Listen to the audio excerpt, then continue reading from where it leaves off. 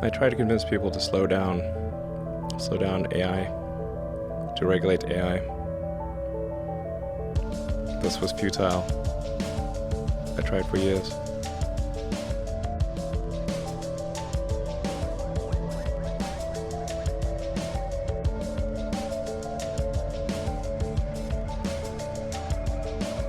So I am on the atfeenlayer.com website, and what it's very cool about this website is that it has the pix-to-pix TensorFlow ability here, and we have a cat that's already been included, and as you can see that there's a pretty cool realistic outcome using the TensorFlow library.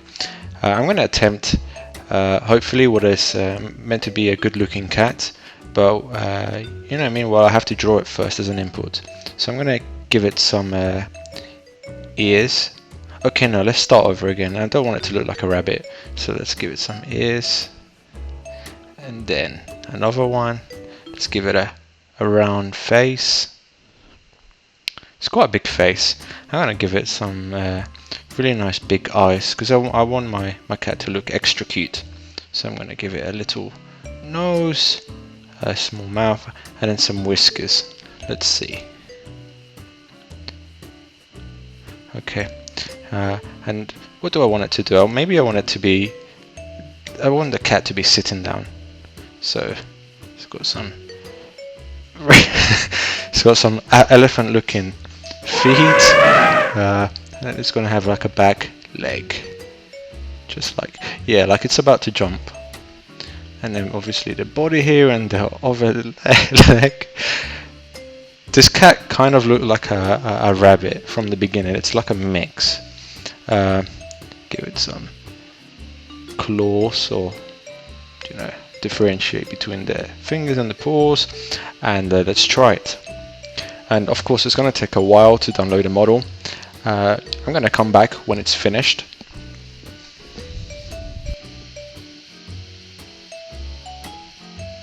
Oh wow, yeah, that actually looks really good. It's an acceptable looking cat for me, and it does look cute. I think we forgot the tail. Oh no. Okay, let's add the tail. So I'll just be adding it right here. I'm gonna come back once it's done again.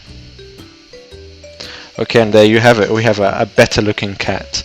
Let's try it like something funny. Let's see what it does when you draw like a scratching paw, or like something that's tethered to a ball's tethered to.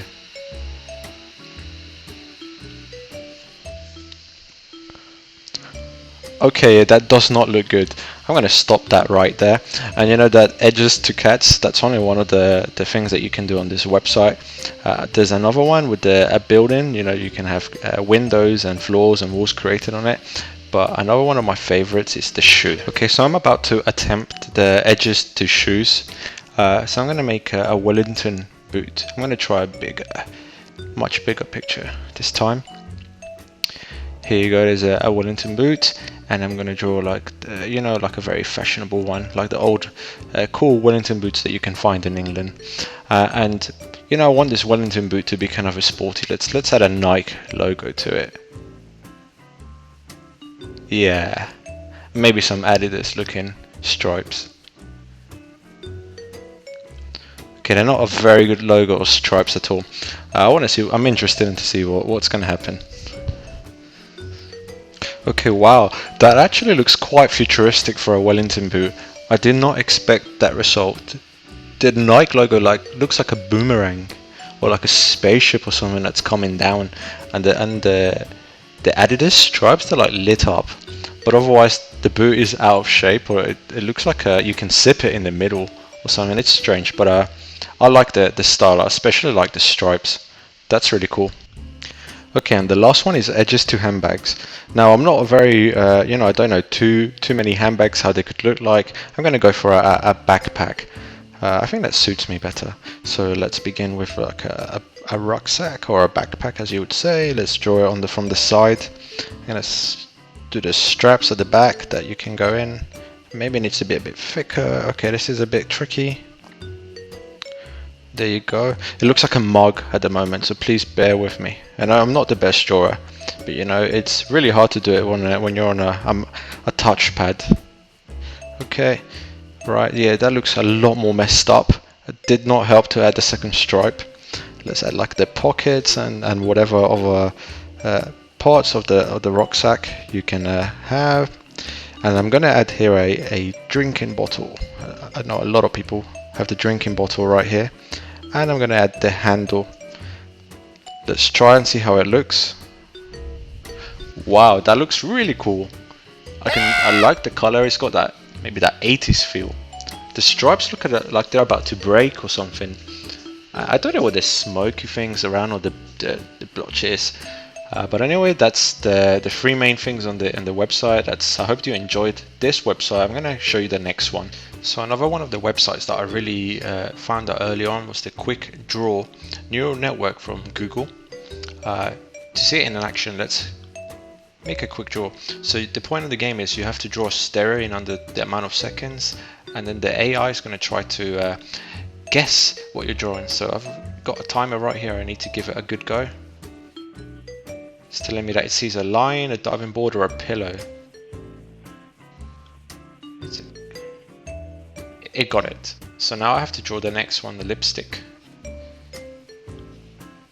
This is pretty easy. It's not so difficult.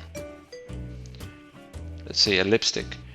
Let's give it at least a black lipstick. Okay, that was really quick. This one is very intuitive, and it will guess everything straight away. It's a lot of fun.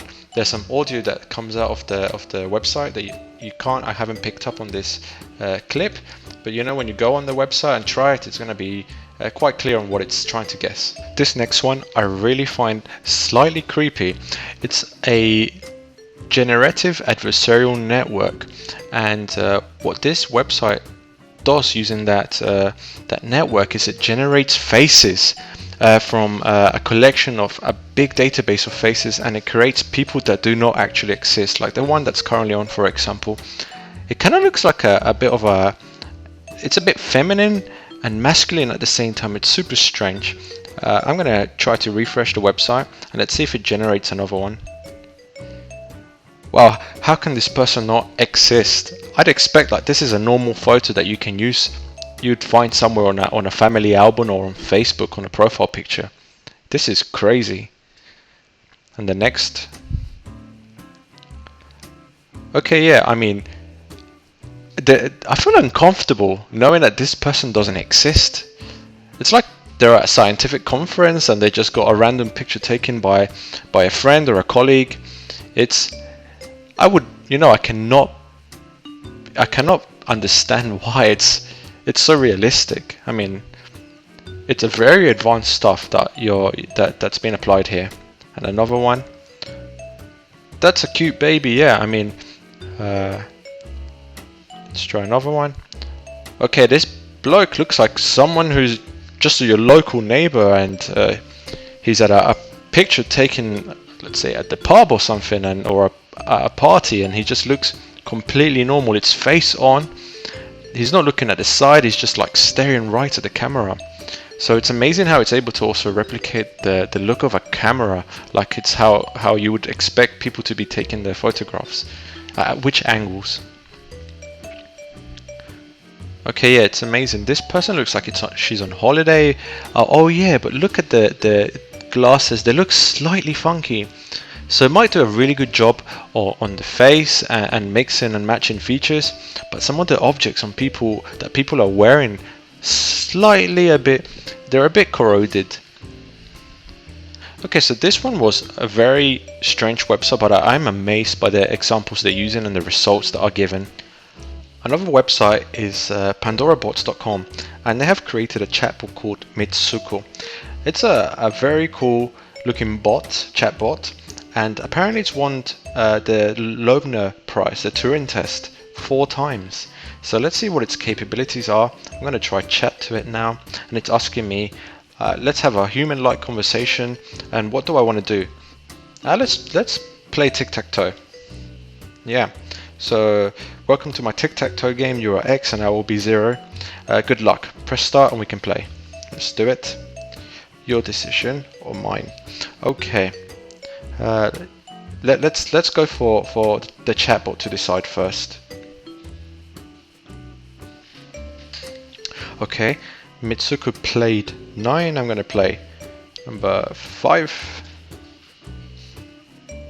and then it played 1, and I'm gonna play let's say 4.